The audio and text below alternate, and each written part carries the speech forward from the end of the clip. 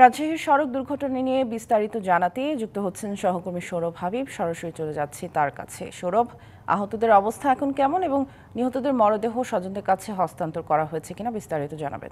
সামিয়া, গত রাত 12:30টার দিকে রাজশাহীর খড়খড়ি এলাকায় এই দুর্ঘটনাটি ঘটেছে এবং চাঁপাইনবাবগঞ্জের ঘোড়াপাকিয়া গ্রামের জামাত নেতাকর্মী সমর্থকদের 90 জনের দুটি বাস যাচ্ছিল।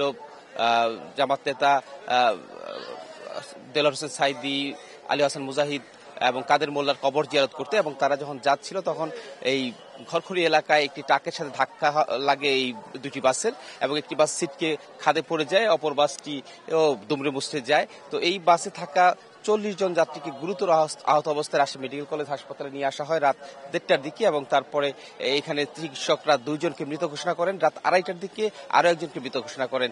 তো এই যে যারা আহত আছেন, বর্তমানে রাজশাহী মেডিকেল কলেজ হাসপাতালে 35 জন রোগী ভর্তি আছেন। এছাড়া 2 জন প্রাথমিক চিকিৎসা নিয়ে ফিরে গেছেন রাতেই।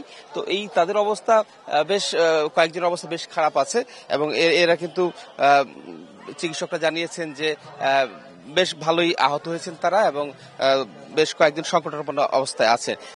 কালার এক্সপার্ট, জর্জ স্যাপ এবং মাইল্ড অন হ্যান্ডস টেকনোলজি সমৃদ্ধ অরিক্স ক্রিস্টাল ওয়াশ। আপনার নিহতরা হলেন জুয়েল আহমেদ, নাসিবউদ্দিন এবং মিজানুর রহমান। এদের বাড়ি কিন্তু চাঁপাইনবাবগঞ্জের ঘোড়াপাকিয়া গ্রামে, এবং যারা হাসপাতালে ভর্তি আছেন তাদেরকে সকালে জামাতের নেতারা দেখতে এসেছেন বলে আমরা জানতে পেরেছি, এবং আমরা এখানকার যিনি জরুরি বিভাগের চিকিৎসক আছে তার সাথে কথা বলেছি। তিনি বলেছেন যে এই আহতরা ভর্তি আছে 3টি ওয়ার্ডে। এর মধ্যে 8 নম্বর ওয়ার্ডে আছে 11 জন, 31 নম্বর ওয়ার্ডে আছেন 20 জন, এবং 5 নম্বর ওয়ার্ডে আছে 4 জন। তো এই আহতদের চিকিৎসা চলছে, যথারীতি ভালোভাবে চলছে, এবং এই চিকিৎসার মাধ্যমে তারা তাদের সুস্থ করার চেষ্টা করছেন। সামিয়া, সৌরভ, ধন্যবাদ আমাদের সাথে যুক্ত হবার জন্য।